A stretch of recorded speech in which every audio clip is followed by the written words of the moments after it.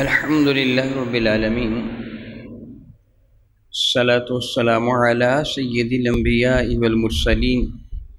وعلى آله وأصحابه أجمعين أما بعد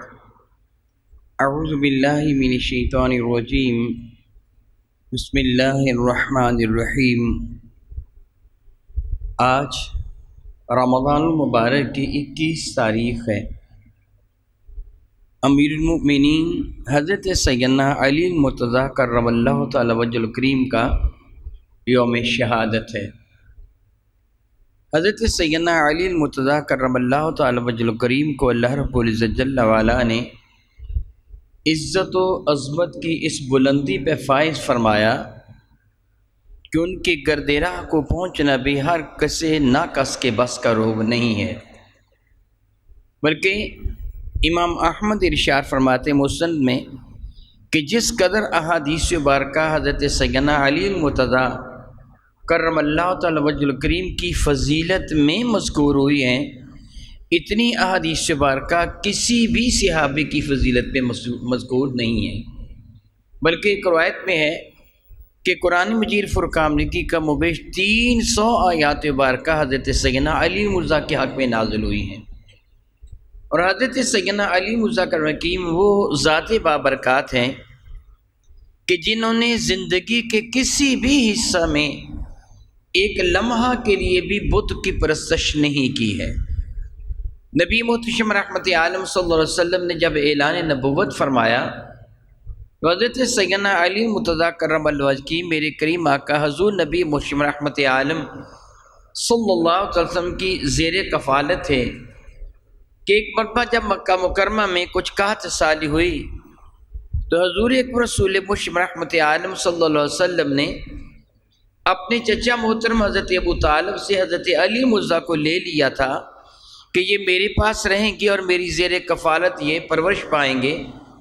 چنانچہ حضرت سیدنا علی مرتضیٰ کرم میرے کریم آقا رسول اللہ کے ہاں ہی رہتے تھے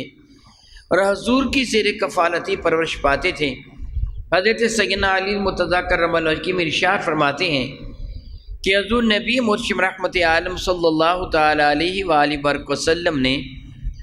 پیر کے دن اعلان نبوت فرمایا اور منگل کے دن میں نے آپ کے ساتھ اللہ تعالیٰ کی عبادت میں شرکت کی ہے۔ یعنی حضور اکبر رسول محتشم رحمت عالم صلی اللہ علیہ وسلم جب غار حرا سے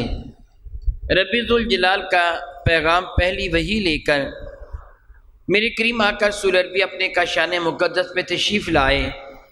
میرے گھر کے جو افراد میرے کریم آقا کے گھر کے جو افراد خانہ تھے، جو گھر والے تھے،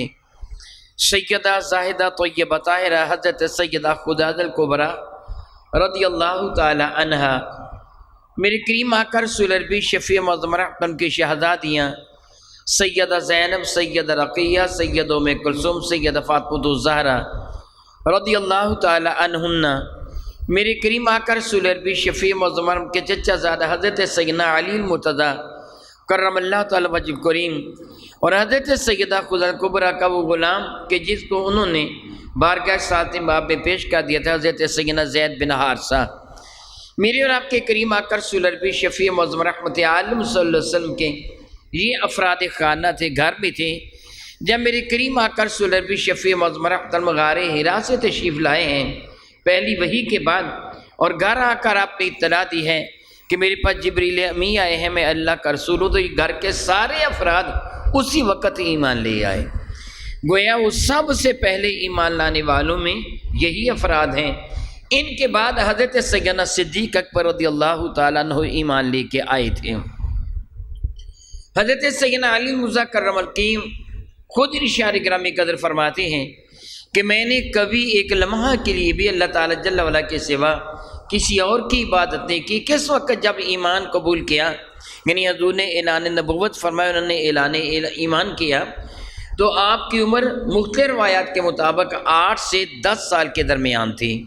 بعض نے 8، بعض نے 9، بعض نے 10 سال لکھے ہیں۔ میرے کریم آقا تاجر بجم شفیع معظم رحمت اللہ نے اپنی مبارک زندگی میں جس قدر بھی جنگوں میں حصہ لیا ہے، سوائے غزوہ تبوک کے باقی ساری جنگوں میں حضرت سیدنا علی المرتضیٰ کی محمد رکاب مصطفیٰ کریم رہے، میرے کریم آقا کے ساتھ جنگوں میں گئے۔ غزوہ تبوک میں میرے کریم آقا صلی اللہ علیہ وسلم شفیع معظم رحمت عالم صلی اللہ علیہ وسلم نے حضرت سیدنا علی المرتضیٰ کرم اللہ تعالی وجہ الکریم کو مدینہ طیبہ میں رہنے دیا تھا، اور بقیہ صحابہ کرام کو اپنے ساتھ لے کر روانہ ہوئے تھے۔ تو حضرت سیدنا علی مذکر حکیم نے بارگاہ رسالت باب میں عرض کیا، اور آپ رو رہے تھے، یا رسول اللہ علیہ السلام آپ مجھے مدینہ طیبہ میں چھوڑ کے جا رہے ہیں، اور باقی جو جگہ صحابہ ہیں ان کو اپنے ساتھ لے کر تبوک کی جانب روانہ ہو رہے ہیں۔ تو میری کریم آقا نے فرمایا تھا کہ علی میں تجھے اسی طرح اپنے اہل خانہ پر چھوڑ کے جا رہا ہوں جس طرح موسیٰ کلیم اللہ حضرت ہارون کو چھوڑ کر گئے تھے، یعنی تو میرے لیے اسی طرح ہے جس طرح موسیٰ کلیم اللہ کے لیے حضرت ہارون تھے، البتہ میرے بعد کوئی نبی نہیں ہے۔ میرے اور آپ کے کریم آقا رسول مرشد رحمت عالم صلی اللہ علیہ وسلم جب مدینہ طیبہ میں جلوہ فرما ہوئے اور صحابہ کرام ہجرت کر کے مدینہ طیبہ میں حاضر خدمت ہوئے، تو یہ آنے والے جو صحابہ کرام تھے رضوان اللہ تعالی اجمعین جو مدینہ طیبہ میں آئے تھے، ظاہر ہے کہ یہ ہجرت کر کے آئے تھے، ان کا کوئی یہاں مکان نہیں تھا، گھر نہیں تھا، اسباب نہیں تھے۔ میرے اور آپ کے کریم آقا تاجدار اربجم شفیع معظم رحمت عالم صلی اللہ علیہ وسلم نے اس لیے صحابہ کرام جو ہجرت کر کے آنے والے تھے ان کے اور مدینہ طیبہ کے جو باشندے جن کو انصار صحابہ کہا جاتا ہے ان کے درمیان رشتہ مواخات، یعنی مواخات اخی سے ہے، بھائی، عام سادہ لفظوں میں بھائی چارہ آپ کہہ سکتے ہیں، رشتہ مواخات یعنی بھائی چارے کا رشتہ میرے کریم آقا رسول عربی نے ان کے درمیان یہ پیر بنا دیا تھا، یعنی یوں کیا تھا کہ ایک ایک مہاجر صحابی کو ایک ایک انصار صحابی کا بھائی بنا دیا۔ فائدہ اس کا کیا ہوا کہ یوں تو سارے کے سارے مہاجرین جو ہجرت کر کے مدینہ طیبہ میں آئے تھے ان کے اپنے گھر نہیں تھے، اپنے مکانات نہیں تھے، اپنی جائیدادیں نہیں تھیں، اپنا کاروبار نہیں تھا، ان کا گزر اوقات بہت مشکل تھا۔ ایک تو یہ صورت تھی کہ چندہ اکٹھا کیا جاتا اور ان کے کھانے پینے کے لیے، دوسرا جو بہترین طریقہ تھا میرے کریم آقا نے اپنایا وہ یہ تھا کہ ایک ایک انصار کو ایک ایک مہاجر دے دیا، یہ تیرا بھائی ہے، یہ تیرے گھر میں رہے گا، اس کی روٹی کا کپڑے کا تو ذمہ دار ہوگا، یہ کام کاج تیرے ساتھ کروائے گا، باغ میں کھیتوں میں یہ تیرا معاون بنے گا، اور اس کے اخراجات تیرے ذمہ ہوں گے۔ اس کو بھائی چارہ کہا گیا، رشتہ مواقعات کہا گیا۔ میرے کریم آقا صلی اللہ علیہ وسلم شفیع معظم رحمت عالم صلی اللہ علیہ وسلم نے سارے مہاجرین کا انصار کے ساتھ یہ رشتہ مواقعات یہ آپ نے پیدا فرما دیا، لیکن حضرت علی المرتضیٰ کو کسی کا بھائی نہیں بنایا۔ حضرت علی المرتضیٰ کا حکیم بارگاہ ساتھ باب میں حاضر ہوئے تو ان کی آنکھوں میں آنسو تھے۔ عرض کیا یا رسول اللہ علیہ السلام، آپ نے سارے مہاجرین کو انصار کا بھائی بنا دیا، کسی کو کسی کے حوالے کر دیا، کسی کو کسی کے حوالے کر دیا، مجھے آپ نے نظر انداز فرما دیا، مجھے کسی کا بھائی بنایا ہی نہیں۔ یعنی باقی تو سب کے لیے رزق کا انتظام ہو گیا کہ ہر صحابی جو مہاجر ہے وہ کسی انصاری کے گھر میں رہے گا، رہائش بھی مل گئی، اور وہیں سے 2 وقت کا 3 وقت کا کھانا بھی کھائے گا، کھانا بھی مل گیا، رہائش بھی مل گئی۔ اور انصار صحابہ نے جس قدر وفا کا اور جس قدر احسار اور قربانی کا مظاہرہ کیا، چشم فلک نے ایسا منظر شاید کبھی بھی نہیں دیکھا۔ انصار صحابہ نے کیا کیا؟ میری کریم آقا رسول اللہ شفیع معظم رحمت عالم کے ساتھ کمال درجے کی وفا اور محبت کا مظاہرہ کیا۔ وہ بھائی جو انصار جس کو اپنے گھر لے کے آئے، عمر کے خواہ کسی بھی حصے میں تھے، کتنے بھی بوڑھے یا ضعیف العمر کیوں نہ تھے، انہوں نے اپنے گھر لا کر اپنے انصار یعنی اپنے مہاجر بھائی کو انصار بھائی نے کہا کہ اگر اس کے گھر میں مہاجر کے جس بھائی کو انصار اور مہاجر دونوں کو بھائی بنایا گیا ہے، اس انصار کے گھر میں اگر اس کی بیٹی تھی یا اس کی بہن تھی، اس سے بخوشی اپنی بیٹی یا بہن کو اس کے ساتھ نکاح کر دیا کہ تم صرف میرے گھر پہ نہیں رہو گے بلکہ میرے بہنوئی یا داماد بھی بن جاؤ گے۔ اگر کسی انصار صحابی کی 2 بیویاں تھیں، اس زمانہ میں 2 3 4 نکاح عموماً کیے جاتے تھے،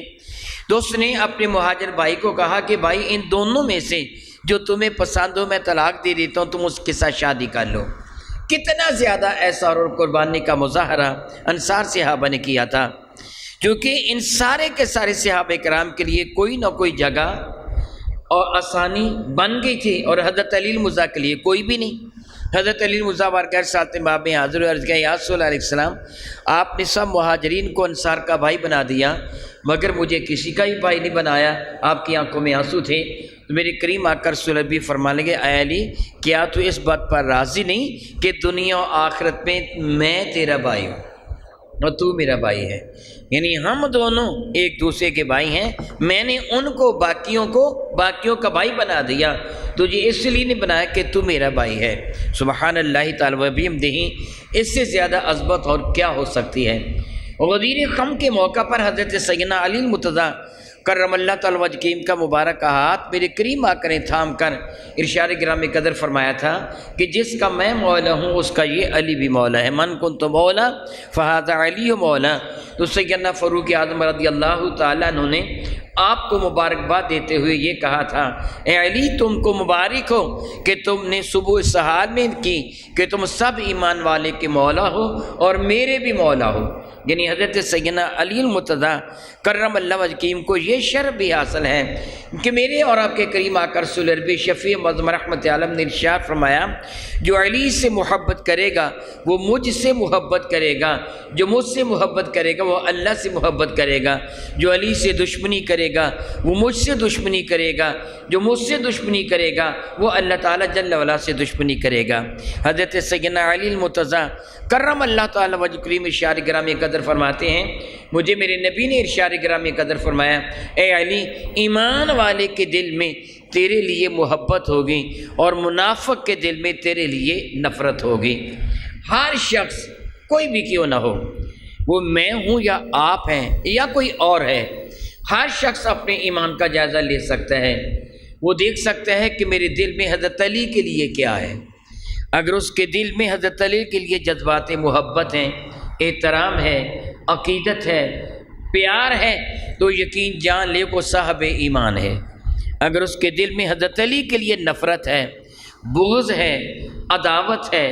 دشمنی ہے، وہ یقین کر لے کہ اس کے دل میں نفاق ہے، ایمان نہیں ہے، اسے اپنے ایمان کی فکر کرنی چاہیے۔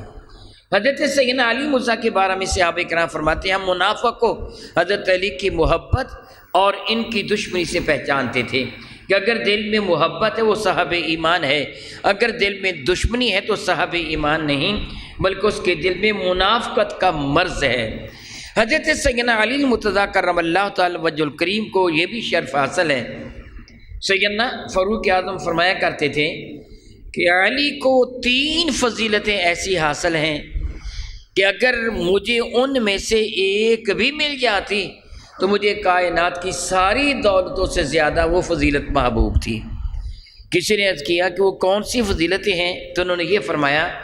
پہلی فضیلت یہ ہے کہ رسول مشم رحمت کون و مکان حضرت سیدہ زاہدہ طیبہ طاہرہ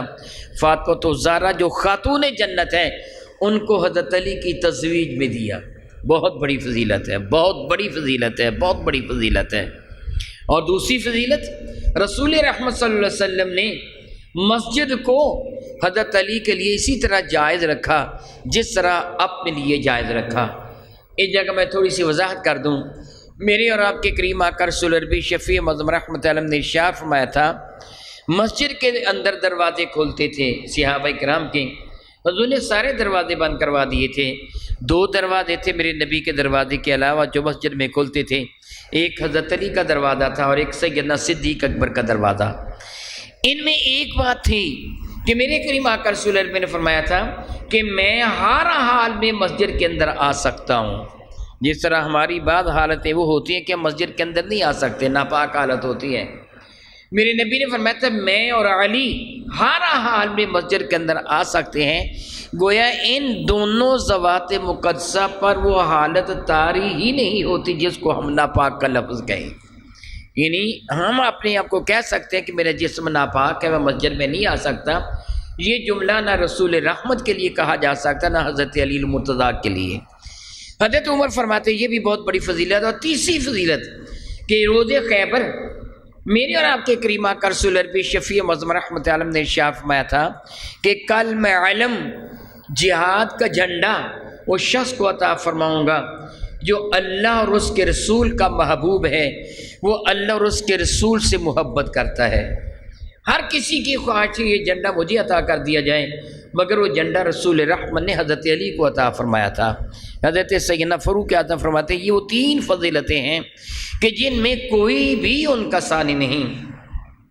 بلکہ خصائص کبریٰ میں لکھا ہے کہ آپ کی وہ 18 فضیلتیں ایسی ہیں کہ جن فضیلتوں میں کوئی بھی صحابی حضرت سیدنا علی مرتضیٰ کرم اللہ تعالی وجہ کریم کا ثانی نہیں ہے۔ حضرت سیدنا علی مرتضیٰ کرم اللہ تعالی وجہ الکریم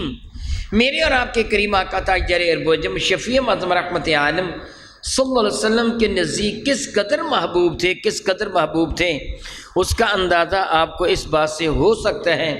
کہ میرے اور آپ کے آقا تاجدار ارب و عجم شفیع معظم رحمت عالم صلی اللہ علیہ وسلم نے زندگی بھر کبھی بھی حضرت علی سے اظہار ناراضگی نہیں فرمایا، کبھی بھی، بلکہ حضرت سیدہ زاہدہ طیبہ طاہرہ فاطمہ الزہرا سلام اللہ تعالی علیہا ایک مرتبہ حضرت علی کی شکایت لے کر بارگاہ رسالت باب میں حاضر ہوئی تھیں۔ حضرت علی نے کوئی سختی کی تو میرے آقا رسول عربی شفیع معظم رحمت عالم صلی اللہ علیہ وسلم نے حضرت سیدہ زاہدہ طیبہ طاہرہ فاطمہ الزہرا جو میرے کریم آقا کی بہت ہی لاڈلی شہزادی ہیں، بہت ہی لاڈلی شہزادی ہیں، اپنی اس لاڈلی شہزادی سے ارشاد فرما دیا تھا فاطمہ میرے سامنے علی کی شکایت نہ کرنا۔ یعنی کس قدر محبت تھی میرے کریم آقا تاجدار ارب و عجم شفیع معظم رحمت عالم کو حضرت سیدنا علی مرتضیٰ کرم اللہ تعالی وجہ الکریم کے ساتھ۔ ایک مرتبہ حضرت سیدنا علی مرتضیٰ کرم الکریم اور سیدہ زاہدہ طیبہ طاہرہ فاطمہ الزہرا کے درمیان کوئی بات ہوئی، حضرت علی مسجد نبوی شریفہ میں چلے گئے اور جا کر وہاں لیٹ گئے۔ میرے کریم آقا رسول عربی کو کسی طرح پتہ چلا تو حضرت سیدہ فاطمہ الزہرا کے ہاں میرے کریم تشریف لائے، پوچھا کہ علی کہاں ہیں؟ عرض کیا وہ مسجد کی جانب چلے گئے ہیں۔ میرے کریم آقا مسجد میں آئے تو دیکھا حضرت سیدنا علی مرتضیٰ آرام کر رہے تھے، لیٹے ہوئے تھے، مسجد نبی شریفہ کا فرش کچا تھا۔ حضرت علی مرتضیٰ کرم اللہ تعالی وجہ الکریم نے صرف تہمت شریفہ زیب تن فرما رکھا تھا، کرتا شریفہ نہیں پہنا ہوا تھا۔